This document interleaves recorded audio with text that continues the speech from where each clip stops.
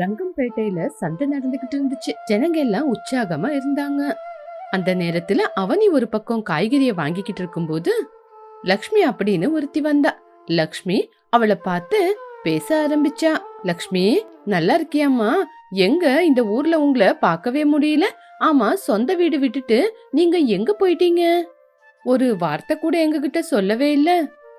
என்ன பண்றது சித்தி, என்னென்னமோ நடந்து போச்சு. ஆமா, நீங்க எல்லாம் எப்படி இருக்கீங்க? ஆ, நாங்க நல்லா இருக்கோமா. ஆமா, அந்த வீடை ஏன் வித்துட்டீங்க?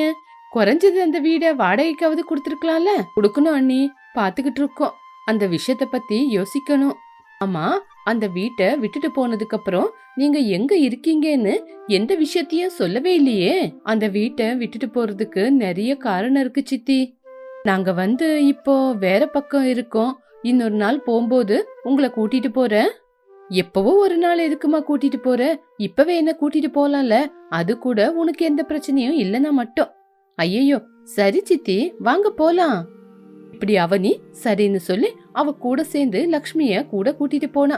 போகும்போது காட்டு வழியில போக ஆரம்பிச்சா. அப்போ லக்ஷ்மிக்கு சந்தேகம் வந்து, அவனி, என்னடி காட்டுக்குள்ள கூட்டிட்டு போற? ஆமா சித்தி, இப்ப எங்க வீடு இங்கதான், வாங்க, பயப்படாதீங்க, இங்கதான் பக்கத்துல வீடு. இப்படி ஒரு மலை பக்கத்துக்கு கூட்டிட்டு போனா. அங்க மலைக்கடியில ஒரு குடிசை வீடு இருந்தது. அவனி புருஷன் சுரேஷ், அத்தை சாந்தம்மா, மாமா ரங்கையா இருந்தாங்க. அவங்கள பார்த்து ஆச்சரியப்பட்டாங்க. ஆமா, நீங்க என்ன இந்த வீட்ல இருக்கீங்க? தங்க மாதிரி வீட விட்டுட்டு போய் போய் இந்த குடிசை வீட்ல நீங்க எப்படிதான் வாழ்ந்துகிட்டு இருக்கீங்களோ? உங்களுக்கு அந்த மாதிரி என்ன பிரச்சனை வந்தது? என்னத்துக்குமா தங்க மாதிரி வீடு? அந்த வீடு இருந்தாலும் யாருமே எங்களை பார்த்து பேசுறது இல்லையே. யாருமே பேசாதப்போ தனியா எதுக்காக அந்த வீட்ல இருக்கணும்? அதுக்குதான் தனியா இருக்கலான்னு இங்க வந்திருக்கோம். அந்த மாதிரி என்ன அண்ணி நடந்தது? ஐயோ அண்ணி, எதுக்காக அத பத்தி பேசுறீங்க? இப்போ அத பத்தி விட்டுருங்க.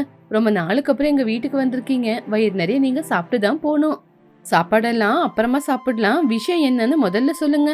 ஐயோ சித்தி, முதல்ல நீங்க சாப்பிடுங்க. அதுக்கப்புறம் எல்லாரும் உக்காந்துகிட்டு நிதானமா பேசிக்கலாம். அவனி அப்படி சொன்னதுனால லக்ஷ்மி ஒத்துக்கிட்டா. இப்படி அவனி அவ மாமியாரும் சேர்ந்து தடபுடலா சமையல முடிச்சாங்க. அதுக்கப்புறமா எல்லாரும் உக்காந்து பேசுறதுக்கு ஆரம்பிச்சாங்க. சமையல் ரொம்ப நல்லா இருக்குமா? இத்தனைக்கும் விஷயத்த சொன்னாதானே நான் கூட சந்தோஷப்படுவேன். ஒண்ணு இல்ல சித்தி, நீங்க உங்க பையன் வீட்டுக்கு போனதுக்கு அப்புறம் எங்க வீட்டாண்ட ரொம்ப நடந்து போச்சு. என்னதுமா அது? வீட்ல எங்க வீட்டுக்காரருக்கும் மாமாவுக்கும் திடீர்னு ஜுரம் வந்தது. அது கூட நடு நைட்ல.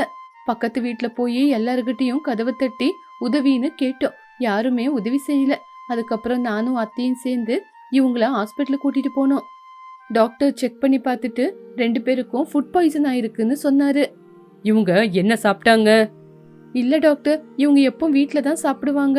பக்கத்துல ஏதோ ஃபங்க்ஷன்னு போனாங்க. அதுக்கப்புறம் தான் இவங்களுக்கு இப்படி ஆயிடுச்சு. நீங்க கவலைப்படாதீங்கம்மா, பயப்படாதீங்க, நான் பாத்துக்கிறேன் அப்படின்னு உள்ள போய் ட்ரீட்மெண்ட்ட ஆரம்பிச்சாங்க. அதுக்கப்புறம் வெளியே என்ன சொன்னாங்க தெரியுமா?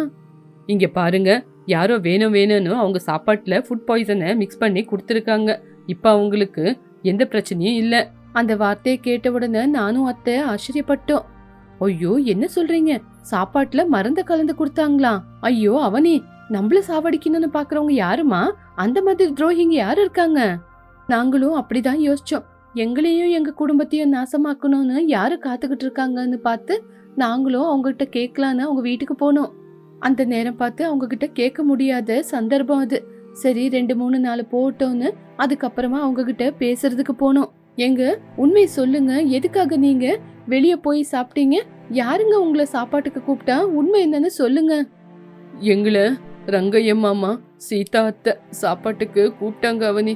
அங்க போய் சாப்பிட்டதுக்கு அப்புறம் தான் எங்களுக்கு இந்த மாதிரி ஒரு நிலைமை வந்துருச்சு அவனி. சுரேஷ், உங்களுக்கு ஃபுட் பாய்சன் ஆகல, வேணும்னே மருந்து கலந்துருக்காங்க. எதுக்கு அப்படி செஞ்சாங்கன்னு இன்னைக்கு போய் கேக்குறேன். அவனியோட வார்த்தையை கேட்டு சுரேஷ் ஆச்சரியப்பட்டான். என்ன சொல்ற அவனி? நம்மள சாகடிக்கணும்னு அவங்க எதுக்காக யோசிக்கணும்? அதுக்காக தான் நம்மளுக்கு சாப்பாட்டுல விஷத்தை கலந்து கொடுத்தாங்களா அப்படின்னு சுரேஷ் சொன்னான். இந்த வார்த்தையெல்லாம் கேட்டதுக்கு அப்புறம் லக்ஷ்மி சித்தி ஆச்சரியப்பட்டு, ஆமா, ஹாஸ்பிட்டல்ல இருந்து வந்ததுக்கு அப்புறம் எதுக்காக இப்படி பண்ணீங்கன்னு அவங்க வீட்டுல போய் விசாரிச்சீங்களா அப்படின்னு லக்ஷ்மி கேட்டா. சும்மா விடுமா சித்தி, அவங்கள நாங்க சும்மா விடல. பஞ்சாயத்திய கூட்டியே ஆகணும், இதுக்கு நியாயத்தை கேட்டே ஆகணும்னு அவங்கள பஞ்சாயத்துக்கு வர சொன்னோம். அவங்களும் வந்து ரங்கையா மாமா அங்க பேசினாரு. ஐயா, எங்களை மன்னிச்சிடுங்க, நாங்க தான் தெரியாம தப்பு பண்ணிட்டோம். எதுக்கு அப்படின்னா, என் பையனும் மருமகளும் இவங்க இருக்கிற அந்த பெரிய வீடை வாங்கிக்கணும்னு பார்த்தாங்க. ஆனா இவங்க வந்து அதிகமா காசை கொடுத்து அந்த வீடை வாங்கிட்டாங்க. இவங்க மட்டும் அந்த வீடை வாங்கலன்னா நாங்க தானே அந்த வீட்டை வாங்கியிருப்போம். அதனாலதான் கோவத்துல அப்படி பண்ணிட்டோம். ஊரு பஞ்சாயத்து தலைவர் அந்த வார்த்தையை கேட்டு ரொம்ப கோவப்பட்டாரு. இங்க பாருங்க சுப்பையா, உங்களோட சுயநலத்துக்காக நீங்க 2 உயிரை பலி கொடுக்க கூட துணிஞ்சிட்டீங்களா? இதுக்கப்புறம் நீங்க இந்த ஊர்லயே இருக்கக்கூடாது. உடனடியா இந்த ஊரை காலி பண்ணிட்டு வெளியூர் போயிடுங்க. ஐயா, ஏதோ தெரியாம தப்பு பண்ணிட்டோம். இதுக்கப்புறம் இந்த மாதிரி தப்பு பண்ண மாட்டோம். எங்களை எங்க சொந்த வீடு விட்டுட்டு வெளியே போங்கன்னா எங்க போறது? இங்க பாரியா, தப்பு பண்றதுக்கு முன்னாடி யோசிக்கணும். இப்போ வந்து கேட்டா? அந்த நேரம் பார்த்து அவனே முன்னாடி வந்து இப்படி சொன்னான். ஐயா, எல்லாத்துக்கும் அந்த வீடு தானே காரணம். அவங்கள விட்டுருங்க, எங்களுக்கு கொஞ்சம் காசு கொடுக்கட்டும், அந்த வீடை விட்டுட்டு போயிடுறோம். பார்த்து கொஞ்சம் காசு கொடுக்க சொல்லுங்க. பாத்தீங்களா, எவ்வளவு கஷ்டத்தை அனுபவிச்சாலும் இவங்க எவ்வளவு நிதானமா பேசிக்கிட்டு இருக்காங்க. அதனாலதான் உன்னை சும்மா விடுறேன். நீங்களே பார்த்து பேசி முடிவெடுங்க. ஆனா சாந்தம்மாவுக்கு மட்டும் அந்த முடிவு பிடிக்கவே இல்ல. இங்க பாருங்க ஐயா, என் மருமக ஏதோ ஆத்திரத்துல அந்த வார்த்தையை சொல்லிட்டா. ஆனா நாங்க எதுக்காக இந்த வீட்டை விட்டுட்டு போனோம்? இருந்தாலும் சொல்றோம், இந்த வீட்டை விட்டுட்டு நாங்க எங்கேயாவது கொஞ்ச நாளுக்கு போய் இருந்துக்கிறோம். என்னம்மா, இந்த ஊரை விட்டு வீட்டை விட்டு போக வேண்டியது அவங்க. நீங்க எதுக்காக இந்த ஊரை விட்டு போகணும்னு நினைக்கிறீங்க? இங்க பாருங்க ஐயா, அந்த கடவுள்னு ஒருத்தர் இருக்கிறாரு. கண்டிப்பா இந்த மாதிரி ஒரு வேலையை செஞ்சவங்களுக்கு அந்த கடவுள் கண்டிப்பா தண்டனைய கொடுப்பான். அது எங்களுக்கு கண்டிப்பா தெரியும். இருந்தாலும் இவ்வளவு பெரிய பிரச்சனை நடந்ததுக்கு அப்புறம் இந்த ஊரை விட்டு கொஞ்ச நாள் வெளியே போய் இருக்கலாம்னு யோசிக்கிறோம். அவ்வளவுதாங்க ஐயா. அதை தவிர நாங்க பிறந்த மண்ணு இது. இதை விட்டுட்டு போனோன்னு எங்களுக்கு மனசு இல்ல. கொஞ்ச நாளுக்கு அப்படியே போய் இருந்துட்டு வரோம். சரிங்கம்மா, உங்களோட முடிவு பிரகாரமே உங்களை விட்டுடுறோம். நீங்க தான் யோசிச்சு சீக்கிரமா முடிவு சொல்லணும் அப்படின்னு ஊர் தலைவர் சொல்லிட்டாரு. இந்த விஷயத்த அவனே லக்ஷ்மி கிட்ட சொல்லி முடிச்சா. அந்த வார்த்தையை கேட்ட உடனே லக்ஷ்மி கண்ணீரை விட்டுக்கிட்டு அவனைய பார்த்து இப்படி சொன்னாங்க. ஐயோ, அந்த நேரம் பார்த்து அன்னைக்கு அந்த ஊர்ல நான் இருந்திருந்தேன்னா அந்த குடும்பத்தை பார்த்து 4 கேள்வி நறுக்குன்னு கேட்டிருப்பேன். என்ன பண்றது, நல்லவங்களுக்கு இந்த மாதிரி தான் பிரச்சனை. நீங்க இப்ப இங்க இருக்கீங்கல்ல, நீங்க திரும்பி ஊருக்கு வராங்கட்டியும் உங்களுக்கு எல்லாமே நல்லதுதான் நடக்க போகுது பாருங்க. இல்ல சித்தி, எங்களுக்கு திரும்பி அந்த கிராமத்துக்கு வரணும்னு தோன்றதே இல்ல. ஏன்னா இங்கேயே நாங்க சந்தோஷமா தான் இருக்கோம். எங்களுக்கு யாரோட பிரச்சனையும் இல்ல. எங்களை நாங்களே பாத்துக்கிறோம்.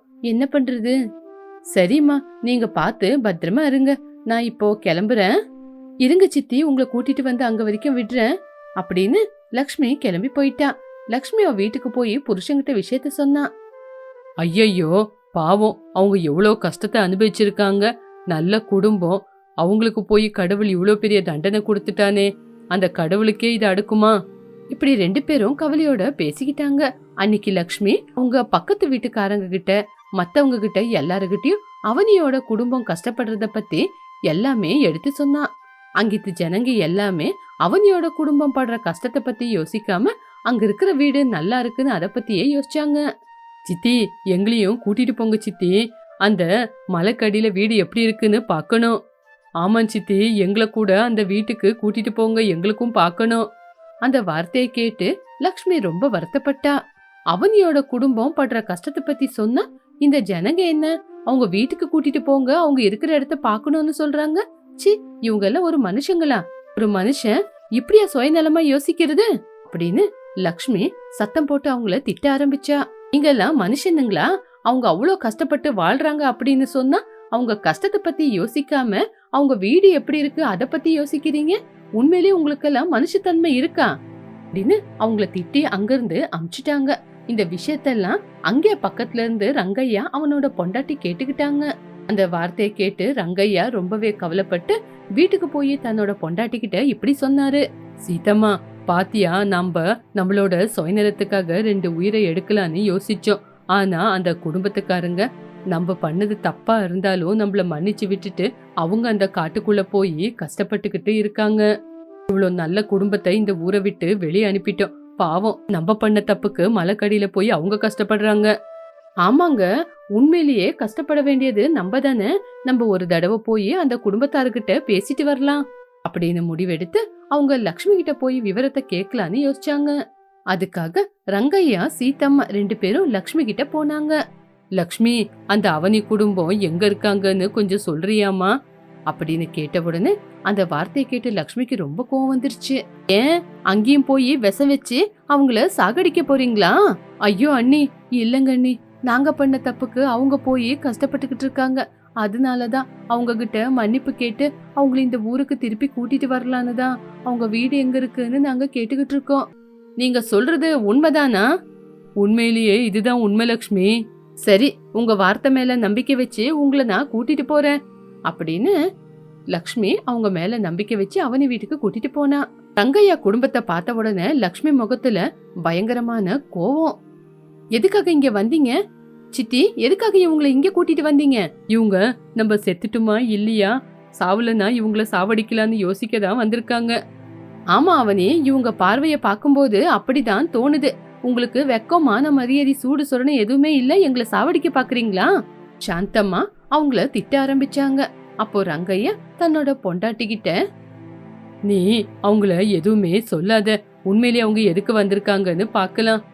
அப்போ ரங்கையா அவங்கள பார்த்து கை ஜோடிச்சு, நான் உங்ககிட்ட மன்னிப்பு கேட்கறதுக்காக தான் வந்தேன். நான் செஞ்சது பெரிய தப்பு தான். என்ன தயவு செஞ்சு மன்னிச்சிடுங்க. நீங்க இங்க கஷ்டப்படுறத எங்களால பார்க்க முடியல. தயவு செஞ்சு எங்களை மன்னிச்சிடுங்க. தயவு செஞ்சு நீங்க திரும்பி உங்க வீட்டுக்கே வந்துருங்க. நல்லா இருக்கே நீங்க சொல்றது. நீங்களாவே வந்து எங்களை அடிச்சிட்டு அதுக்கப்புறம் வலிக்குதான்னு கேக்குற மாதிரி இருக்கு உங்க கதை. நாங்க இங்க சந்தோஷமா தானே வாழ்ந்துகிட்டு இருக்கோம். உங்களுக்கு இருக்கு பிரச்சனை? தயவு செஞ்சு இங்க இருந்து போங்க. எங்களால தானே நீங்க இங்க கஷ்டப்பட்டுக்கிட்டு இருக்கீங்க. அதனாலதான் நாங்க இந்த முடிவு எடுத்திருக்கோம். நீங்க திரும்பி கிராமத்துக்கே வரலன்னா நாங்க இந்த ஊரை விட்டே போக போறோம். நீங்க ஊரை விட்டான போங்க, நாட்டை விட்டான போங்க, இதுல எங்களுக்கு என்ன சம்பந்தம்? தயவு செஞ்சு இந்த இடத்த விட்டு காலி பண்ணுங்க அப்படின்னு ரொம்ப கோவத்துல சொல்லிட்டாங்க. ரங்கையா சீத்தம்மாவுக்கு என்ன பண்றதுன்னு தெரியாம அந்த இடத்த விட்டு கிளம்பி போயிட்டாங்க. அவங்க உங்களை பார்த்து மன்னிப்பு கேட்கணும்னு சொன்னதுனாலதான் நான் இவ்வளவு தூரம் கூட்டிட்டு வந்தேன். என்னால நீங்க கஷ்டப்பட்டா என்ன மன்னிச்சிடுங்க. சித்தி, அவங்க தப்ப அவங்க உணர்ந்துட்டாங்க. இதுக்கப்புறம் பரவாயில்ல, நீங்களும் கிளம்புங்க அப்படின்னு சொன்னதுனால லக்ஷ்மி அங்கிருந்து கிளம்பிட்டா. மறுநாள் காலையிலேயே ரங்கையா சீத்தம்மாவும் அவனி அவங்க வாழ்ந்துகிட்டு இருக்கிற அதே மலை பிரதேசத்துல ஒரு சின்ன டென்ட் வீடு கட்டிக்கிட்டு அவங்க வீட்டு முன்னாடியே வந்து இருக்க ஆரம்பிச்சாங்க. அவங்கள பார்த்து அவனி மனசுக்குள்ள ரொம்ப கோவப்பட்டா. என்னத்த, இவங்களால நம்மளுக்கு எங்க போனாலும் நிம்மதியே இல்லையா? இங்கேயும் நம்மள நிம்மதியா இருக்க விடக்கூடாதுன்னு வந்திருக்காங்க. ரங்கையா சீத்தம்மா அங்கே பக்கத்திலே இருக்கிறது பிடிக்காத சாந்தம்மா அவங்க கிட்ட வந்து, ஆமா, எதுக்காக நீங்க இந்த இடத்துக்கு வந்திருக்கீங்க? மறுபடியும் எதுக்கு எங்களுக்கு கஷ்டத்தை கொடுக்கறீங்க? அண்ணி, எங்களை மன்னிச்சிடுங்க. நாங்க செஞ்ச தப்புக்கு நீங்க தண்டனை அனுபவிக்கிறது எங்களுக்கு பிடிக்கல. நீங்க மறுபடியும் ஊருக்கே திரும்பி போங்க. தயவு செஞ்சு வாங்க. நீங்க இங்க இருந்து திரும்பி கிராமத்துக்கு போலனா நாங்க இங்கேயே தான் இருக்க போறோம். இப்படி ரொம்ப அடம் பிடிச்சதுனால அவனியும் ஒரு முடிவெடுத்தான். அத்தை, நம்ம கிராமத்துக்கே திரும்பி போலாம். இவங்க மூஞ்ச பார்க்க முடியாம தானே நம்ம இங்க வந்தோம். ஆனா இவங்கள இங்க வந்ததுக்கு அப்புறம் நம்ம எதுக்காகத்த இங்க கஷ்டப்படணும்? இப்படி மறுபடியும் அவங்க திரும்பி அவங்க கிராமத்துக்கே போய் அவங்களோட அந்த வீட்ல சந்தோஷமா வாழ ஆரம்பிச்சாங்க. ரங்கையா சீத்தம்மா மட்டும் அந்த மலை பிரதேசத்திலேயே இருந்துட்டாங்க. கொஞ்ச நாளுக்கு அப்புறம் அவங்களும் அந்த மலை பிரதேசத்தை விட்டுட்டு எங்கேயோ தூரமா போயிட்டாங்க அப்படிங்கிற விஷயம் அவனுக்கு தெரிஞ்சது. அந்த விஷயத்த கேள்விப்பட்டு, அத்தை, தப்பு பண்றவங்க அவங்க தப்ப உணர்ந்துட்டாங்க. அவங்கள நம்மளால மன்னிக்க முடியாம போயிடுச்சே. ஏன் கவலைப்படுற அவனி?